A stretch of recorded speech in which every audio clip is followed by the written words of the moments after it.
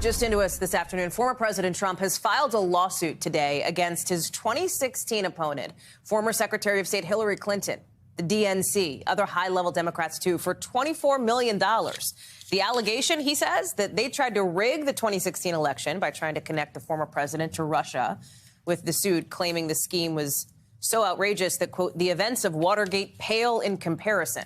Let me bring in NBC News Justice correspondent Pete Williams and NBC News senior politics editor Mark Murray. Pete, I know this lawsuit has just been filed, I think, within the last hour or so. Tell us more about it and how you read it.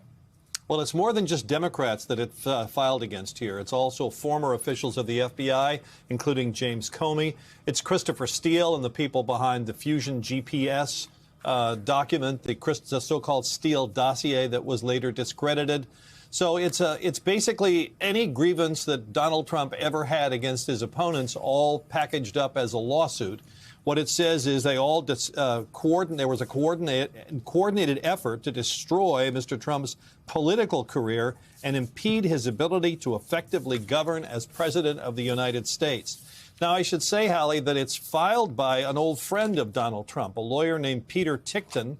Peter Tickton went to high school, the New York Military Academy, with Donald Trump, and he wrote a book about his experiences with Donald Trump as well. And I think we have a picture of the cover of that book. There it is, Peter Tickton, What Makes Trump Tick? My Years with Donald Trump from New York Military Academy, which is in essence the high school to the president.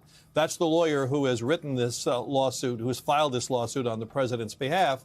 And I suppose there's two ways of looking at it. On the one hand, it's an attempt to turn what happens in a political campaign into a lawsuit. On the other hand, it does say that some of the things that were done that were illegal, he says, such as wiretapping a page during the campaign, which now it's universally determined to have been based on some false and misleading allegations that were made by the FBI. It's Donald Trump says that his communications in Trump Tower were illegally intercepted. So there are some specific allegations here that form the backbone of this civil lawsuit.